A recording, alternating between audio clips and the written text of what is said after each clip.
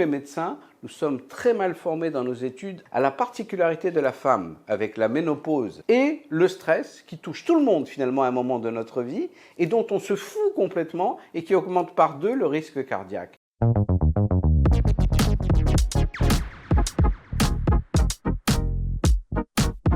Je me suis rendu compte qu'il y a des tas de gens qui sont laissés sur la route, que ce soit par le médecin généraliste ou par le cardiologue. Après, bien sûr, les rassurer avec des examens, mais les gens repartent des cabinets avec une petite tape dans l'épaule. C'est nerveux, c'est rien, mais ils ont des douleurs dans la poitrine, des coups d'aiguille, des palpitations, des malaises, des maux de tête, et j'en passe et des meilleurs. Et j'ai décidé de les aider. Mes consultations commencent réellement quand celle des autres est terminée.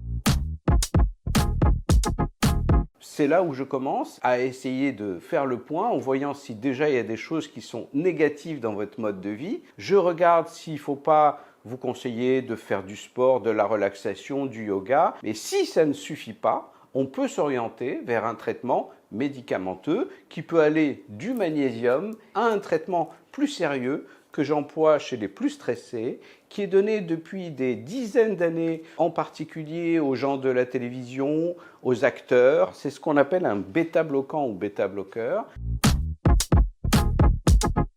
C'est un médicament du cœur qui ne fatigue pas quand il est bien donné, qui n'endort pas, qui n'abrutit pas, qu'une femme enceinte peut prendre 9 mois de grossesse. Et ce médicament va faire qu'une chose, il va tout simplement diminuer l'action de l'adrénaline sur vos organes. Le cœur, au lieu de battre à 80, 90, 100 en repos, comme je le vois et voire plus de temps en temps, va battre à 60, que vous allez vous sentir plus cool.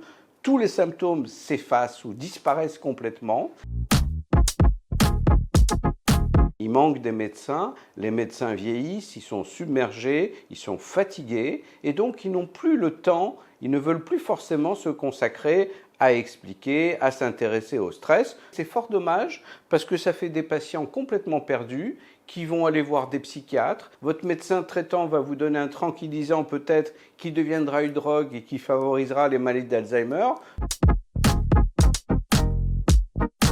Surtout, ce que je dis et qui est très important, et c'est un peu une première, c'est que se sentir stressé double le risque de faire une crise cardiaque. Et moi, je veux que le stress soit reconnu comme un facteur de risque, et il commence à y avoir des cardiologues qui considèrent que le stress est le 3e facteur de risque de maladie cardiaque, après le tabac et le diabète.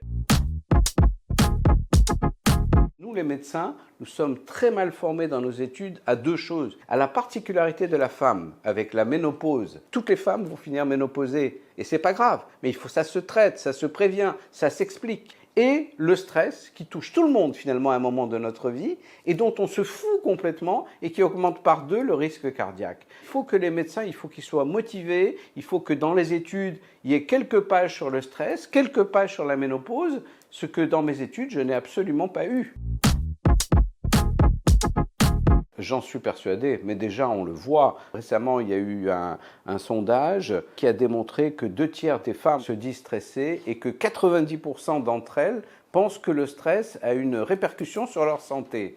Donc bon sang, bien sûr que le stress augmente, la vie est de plus en plus compliquée, nous allons tous de plus en plus vite. En fait, nous sommes des ordinateurs Windows, multitâches. Surtout quand je suis enregistré comme là, non, ça va très bien. J'arrive à gérer mon stress, vous savez, à force de voir des gens qui sont tellement embêtés par tous ces symptômes, finalement, sur vous, ça glisse un peu. Je dirais qu'il m'arrive d'être speedé parce que je fais encore, à mon âge qui commence un peu à être avancé, énormément de choses.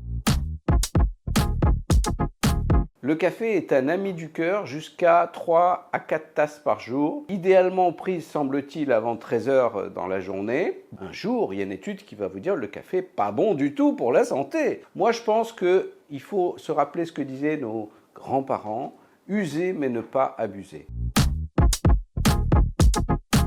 No stress.